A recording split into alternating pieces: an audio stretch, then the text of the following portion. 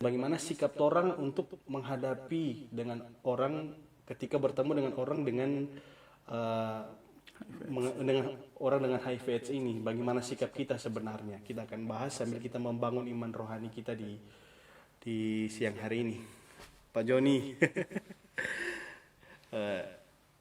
belakangan ini kan Pak, orang dengan HIV/AIDS ini Pak, banyak stigma daripada masyarakat Pak. Bagaimana bahwa penyakit ini kan, namanya penyakit ini dikategorikan penyakit berbahaya. Nah sebenarnya Pak, sebagai orang manusia, bagaimana Pak sikap orang untuk menghadapi Pak hal seperti itu? Ya, eh, orang dengan HIV/AIDS itu adalah merupakan satu bagian daripada masyarakat yang memang ada di sekitar kita. Ya, ketakutan orang, kekhawatiran orang terhadap infeksi virus maupun gejala dari HIV/AIDS itu memang sesuatu yang wajar dan bisa diterima ketika memang orang belum memahami apa itu HIV dan apa itu AIDS ya. Penyakit menular ya, tetapi kita perlu bedakan dan perlu pahami seperti apa itu HIV dan AIDS. HIV itu adalah virus yang menyerang kekebalan tubuh manusia. HIV itu virus yang menyerang kekebalan tubuh manusia, sedangkan AIDS itu adalah sekumpulan gejala penyakit yang didapat karena adanya virus HIV atau adanya kekebalan tubuh yang sudah diserang oleh virus HIV. Nah, itu merupakan definisi dari HIV/AIDS itu sendiri. Siapa yang bisa tertular HIV? Semua orang berpotensi untuk bisa tertular atau terinfeksi. Nah, permasalahannya adalah bagaimana kita menghadapi mereka. Ya, bagaimana kita memperlakukan orang dengan HIV/AIDS itu di tengah-tengah masyarakat kita. Tujuan pemerintah dengan adanya program pengendalian HIV salah satunya itu untuk menghilangkan stigma dan diskriminasi terhadap orang dengan HIV. Selama ini kelompok ini dianggap sebagai penyakit masyarakat, dianggap sebagai kelompok yang kena kutuk atau dianggap sebagai kelompok yang memang mendapatkan sesuatu dari Tuhan karena kelakuan atau karena tindakan mereka yang kurang baik. Tetapi tidak semuanya orang dengan HIV itu merupakan kelompok atau dalam tanda kutip memang terdapat virus dalam tubuhnya karena perilaku mereka. Ada juga yang memang karena kelalaian orang lain dan lain sebagainya. Ya. Dari data yang kami terima dari Dinas Kesehatan Provinsi Sulawesi Utara, memang dari semua kelompok umur mulai dari 0 tahun sampai lansia. Ya. Karena itu kita perlu memahami keberadaan mereka dan bagaimana memperlakukan mereka. Apalagi kita sebagai umat Kristen, orang beragama, sikap kita kepada orang dengan HIV itu di tengah masyarakat atau di tengah jemaat kita. Ya. Sebenarnya Pak, orang dengan HIV/AIDS ini perlu tidak tolong jauhi Pak? Ini menjawab mungkin netizen kan bertanya secara ini. Saya berdiri Pak sebagai netizen saja Pak. Betul. Supaya buat orang dengan HIV/AIDS ini Pak. Ya. Pandangan orang dan tindakan orang dengan HIV itu memang salah satunya itu menghindar atau menjauhi ketika dalam tanda kutip ada mungkin indikasi atau isu seseorang terkena virus ini. Nah, apakah mereka harus jauhi? Jawabannya adalah tidak. Ya, harus tidak. Kenapa? Karena virus ini tidak mudah menular. Ya, tidak mudah menular seperti flu, batuk atau penyakit lainnya. TBC itu sangat mudah menular, tapi HIV itu tidak mudah menular. Ya, penularannya hanya melalui yang pertama itu adalah adanya pertukaran darah dari orang terinfeksi dengan orang lain. Ya, ada pertukaran darah. Yang kedua adalah pertukaran cairan kelamin ya, dari orang terinfeksi dengan orang lain. Yang ketiga adalah air susu ibu yang terkena HIV kepada bayi atau kepada anaknya. Selain daripada itu, bersentuhan, berjatuhan tangan, duduk bersama, beribadah bersama, makan bersama, tidak akan menularkan virus ini, sehingga tidak perlu kita menjauhi mereka. Justru orang-orang seperti ini membutuhkan dukungan dari kita untuk mereka boleh menerima akan keberadaan mereka sudah terinfeksi virus HIV, kemudian mereka memiliki kekuatan untuk terus bertahan, bahkan tujuan utamanya adalah tidak menularkan virus itu kepada orang lain dengan sengaja. Itu salah satu penegasan di siang hari ini Tribuners. Jadi orang dengan HIV ini tidak perlu dijauhi ya. Tidak perlu dijauhi karena cara penularnya itu tidak seperti yang orang pikir.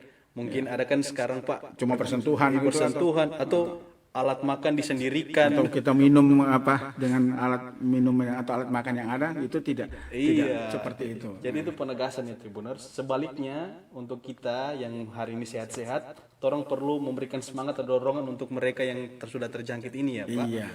Yaitu Tribuners, ada pesan yang baik di siang hari ini dari Pak Joni untuk orang jangan menjauhi orang dengan HIV/AIDS ini.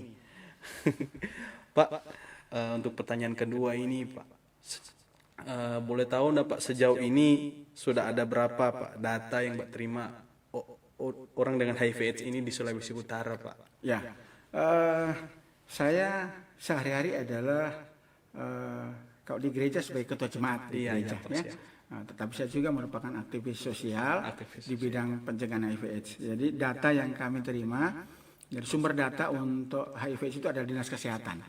Dinas Kesehatan Provinsi Sulawesi Utara memberikan rilis data yang sudah dikeluarkan itu untuk tahun 2020 per bulan Desember saja di Sulawesi Utara ada 4.061 orang.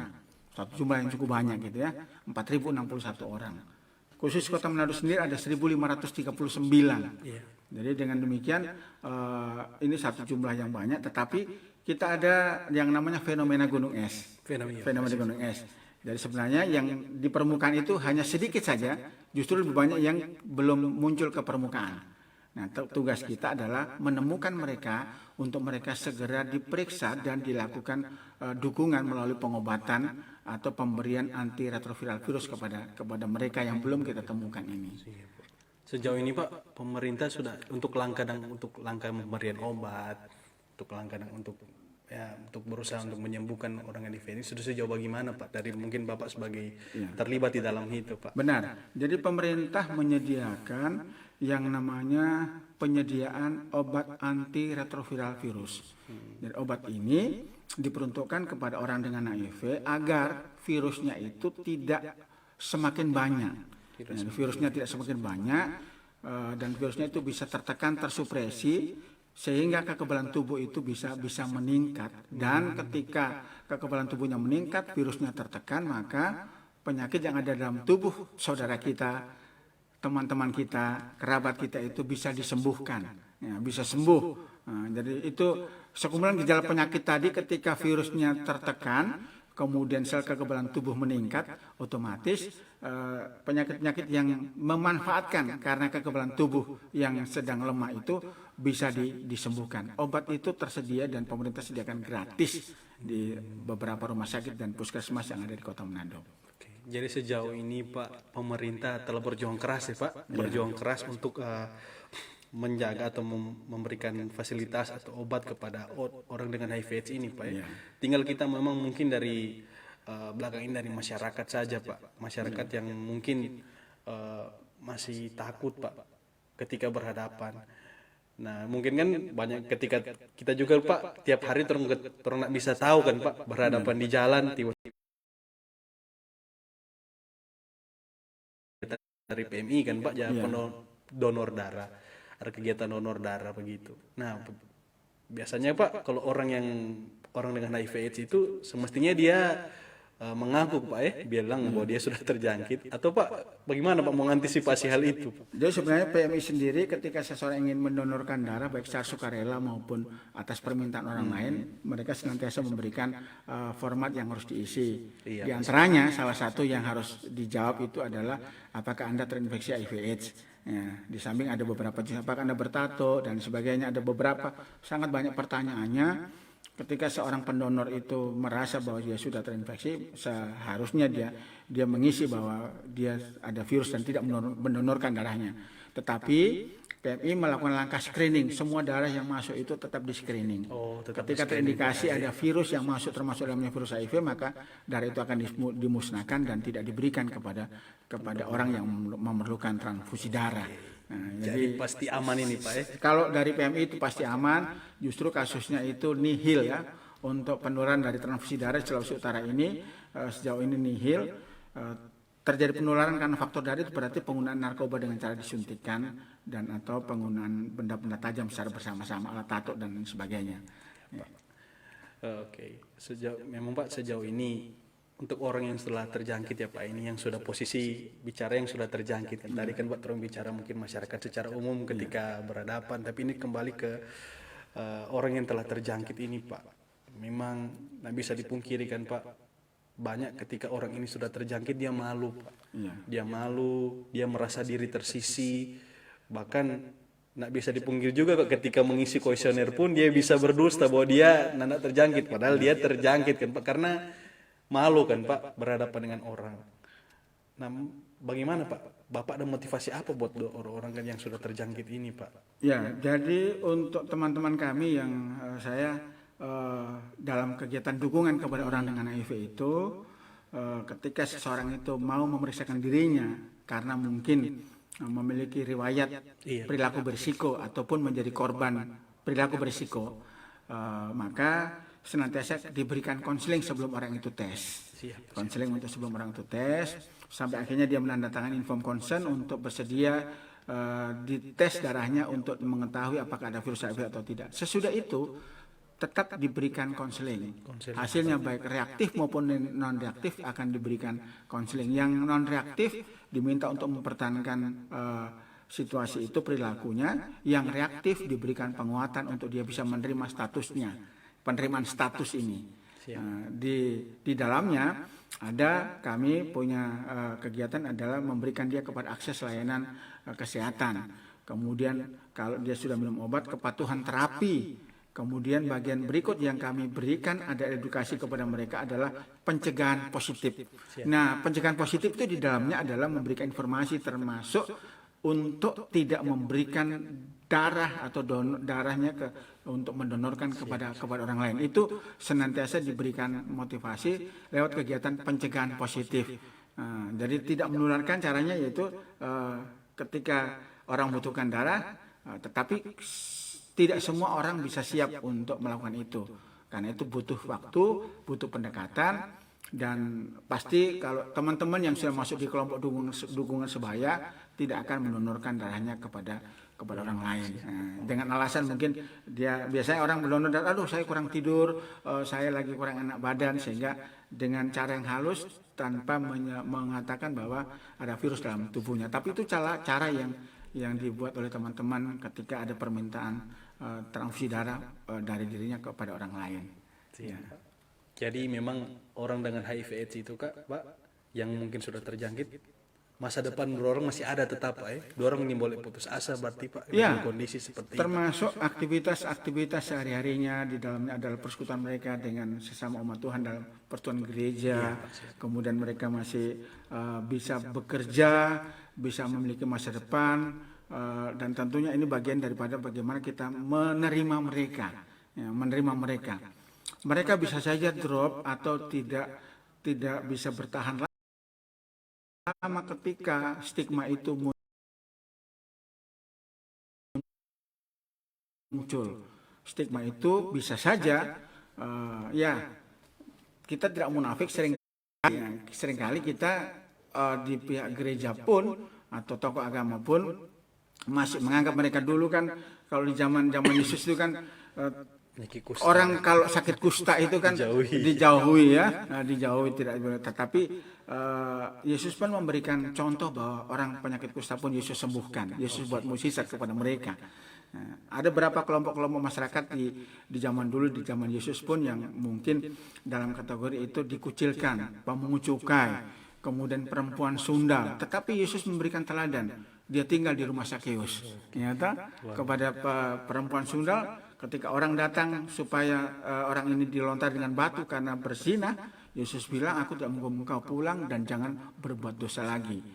Harusnya sikap ini pun menjadi sikap kita sekarang kepada orang dengan HIV, karena mereka mungkin umat kita, mereka mungkin sahabat kerabat kita. Dan itulah mendorong kenapa saya sebagai pimpinan gereja juga terlibat dalam pencegahan dan penanggulangan ini untuk menolong mereka memiliki semangat, memiliki harapan hidup yang pada akhirnya bisa mengakhiri AIDS itu dalam tubuh mereka, meskipun virusnya masih ada, tetapi lebih daripada itu adalah mereka tidak lagi menularkan kepada orang lain. Ya. Jadi ketika Pak Joni memilih untuk terlibat dalam komunitas ini Pak, komunitas untuk bersama-sama dengan orang dengan HIV/AIDS ini Pak, Bapak memang punya komitmen tinggi dalam hati untuk melayani Tuhan Pak ya. Bagaimana juga, bagaimana Pak, dengan Bapak nak khawatir mungkin Pak, awalnya mungkin waktu gabung ingat keluarga, kagak mau terjangkit atau apa, atau sebaliknya apa keluarga sedikit takut ketika Bapak mau bergabung, atau Iya. seperti apa Pak? Memang harus diberikan informasi juga, edukasi ini kami juga berikan kepada keluarga. Saya punya istri, punya 3 orang anak, dan kepada keluarga saya pun saya seringkali membawa mereka ketemu dengan kelompok dukung sebaya ini.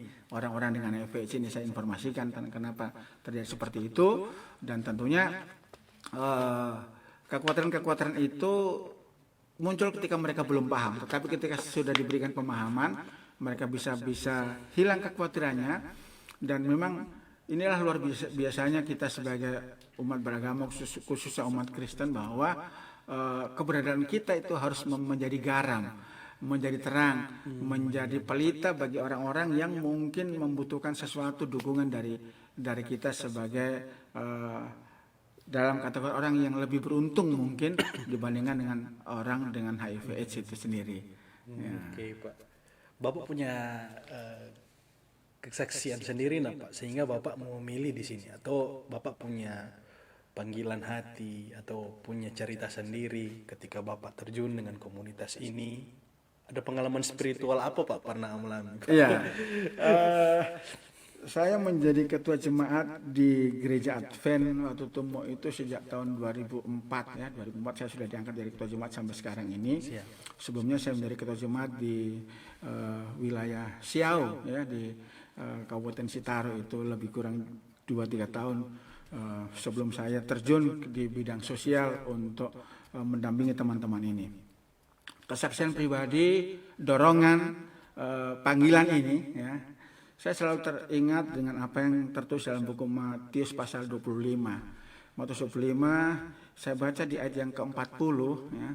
Segala sesuatu yang kamu lakukan untuk orang yang paling hina ini, kamu telah melakukannya untuk aku. Nah, jadi Yesus memberikan gambaran, menyampaikan bahwa segala sesuatu yang kamu lakukan untuk orang yang paling hina ini, kamu telah melakukannya untuk aku. Kita lakukan untuk Yesus. Siapa orang yang paling hina itu?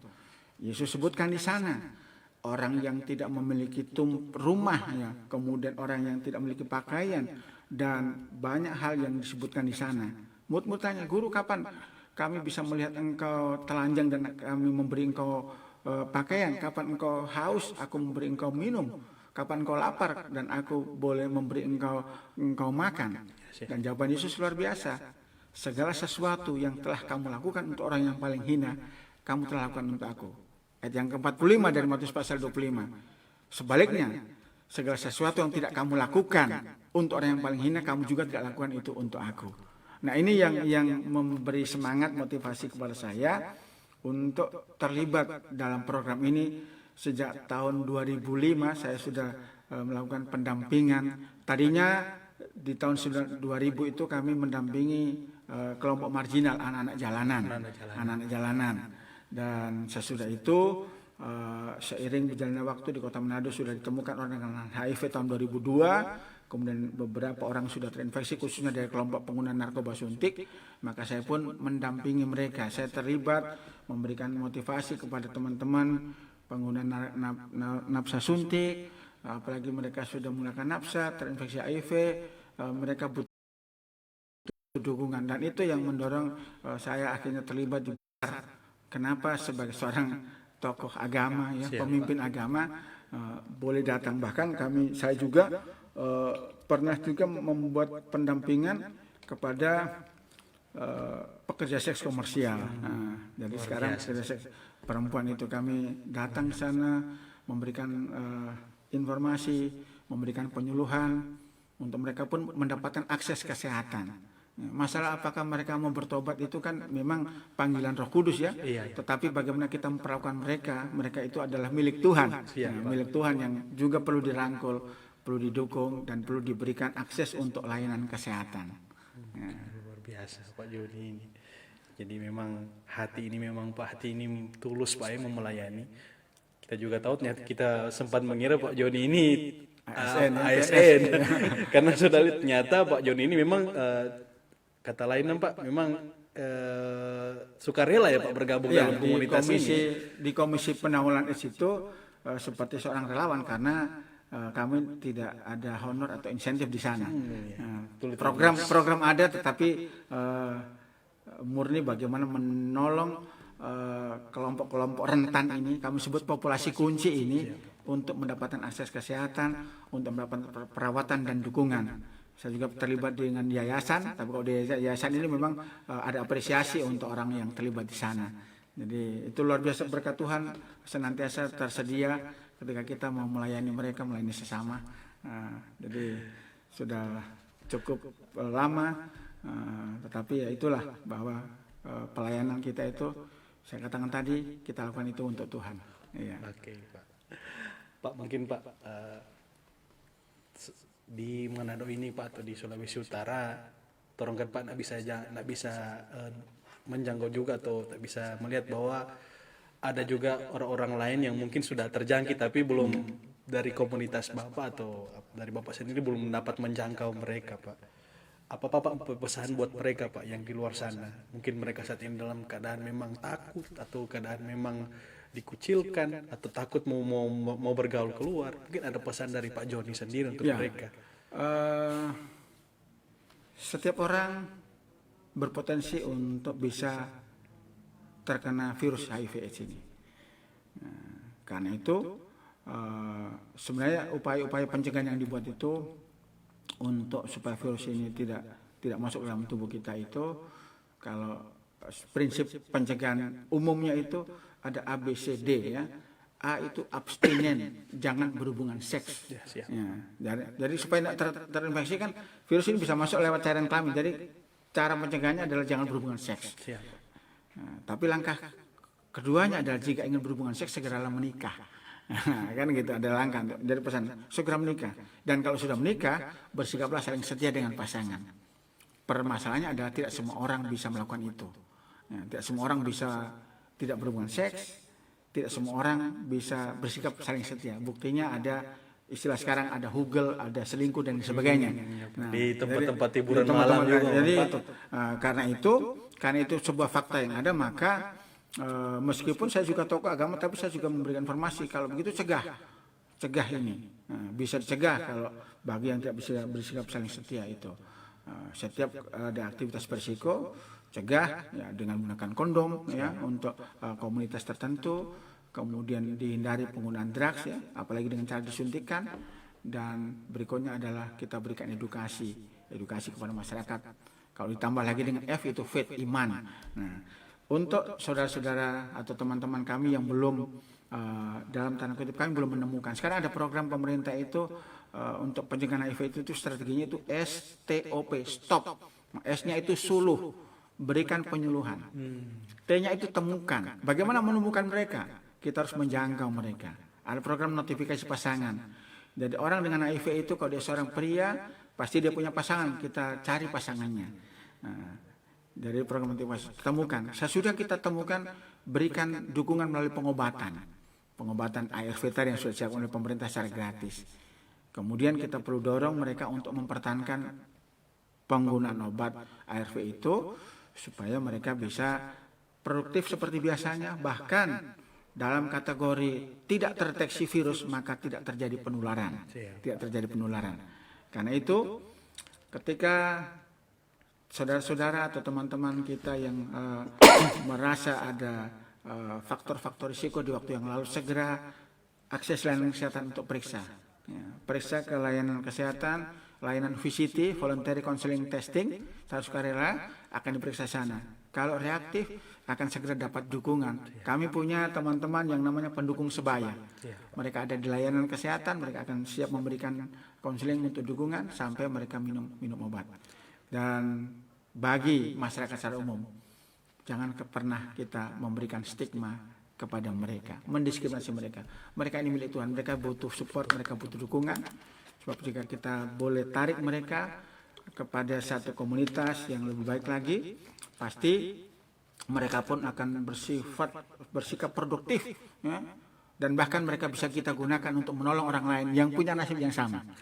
Kita butuh dukungan mereka karena mereka ketika mereka boleh menjadi kesaksian bagi teman-teman yang baru terdeteksi infeksinya, akan menolong mereka supaya mereka pun melakukan hal yang sama, memiliki perilaku hidup yang lebih baik, lebih sehat, kemudian patuh kepada minum obat, dan tentunya aktivitas-aktivitas sosial lainnya bisa mengikuti, termasuk dia tetap boleh bekerja, tetap boleh beribadah.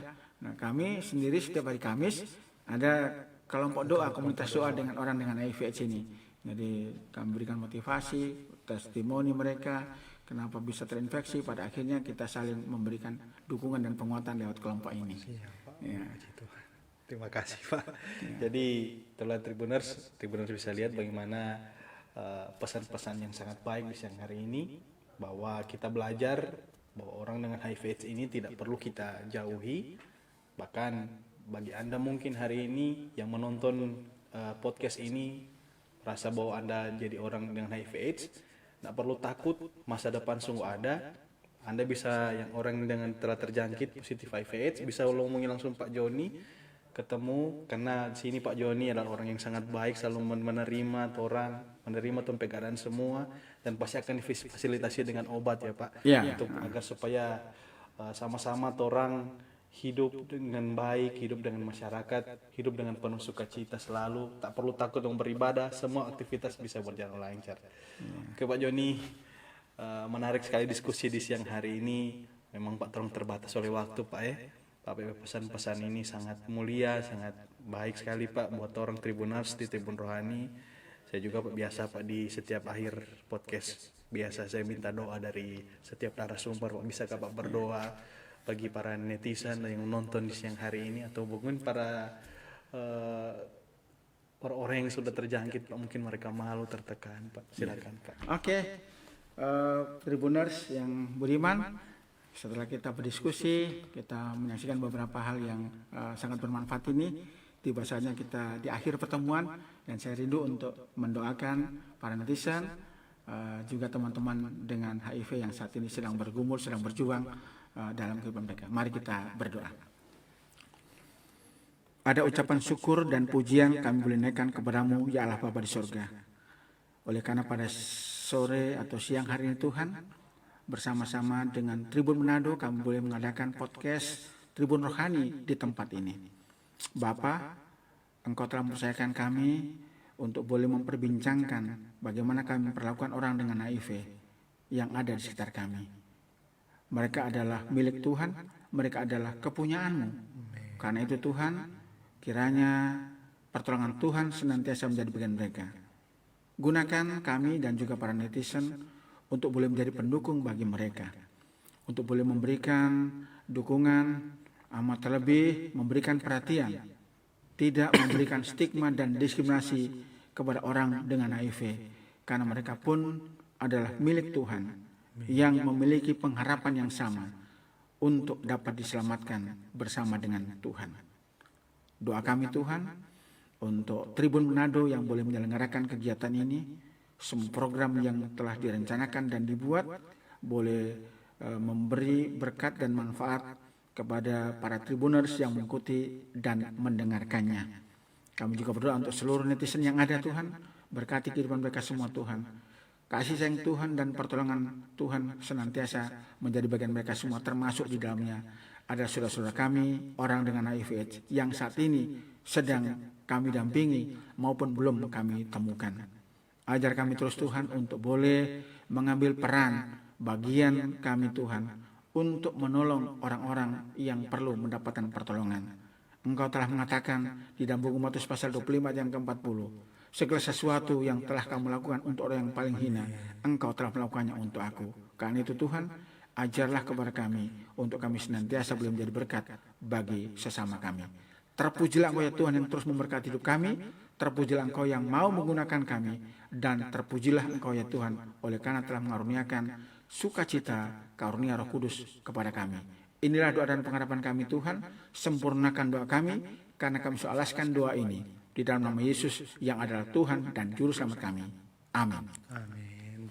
Terima kasih Pak Joni telah mengundang netizen. Jadi perbincangan ini sangat menarik. Semoga-moga berikut orang bisa ketemu lagi ya Pak. Go Tribuners undang, bisa datang lagi memberikan motivasi. Siap, Tribun maju terus dan terus dipakai untuk berkat bagi sesama. Oke. Jadi Tribuners, wawancara kita atau diskusi kita di Tribun Podcast hari ini dengan Pak Joni Wisan. Dan pastinya Tribuners, kita di sini Tribuners lihat kan sudah buka masker. Di sini juga Pak Joni telah datang kemarin, kita semua di orang di kantor telah melakukan protap yang ketat Tribuners. Dan kami pun meminta kepada Tribuners untuk tetap mendukung pemerintah dalam situasi pandemi ini. Mari kita sama-sama mendukung pemerintah untuk taat dalam memakai masker, cuci tangan, pakai sanitizer semuanya Tribuners. Dan pastinya tolong sama-sama diberkati Tuhan. Terima kasih buat waktunya di siang hari ini. Salam saya Randy Umar, wartawan Tribun Manado, dan salam sehat. Salam sehat. Selamat sahabat Pak. Ya.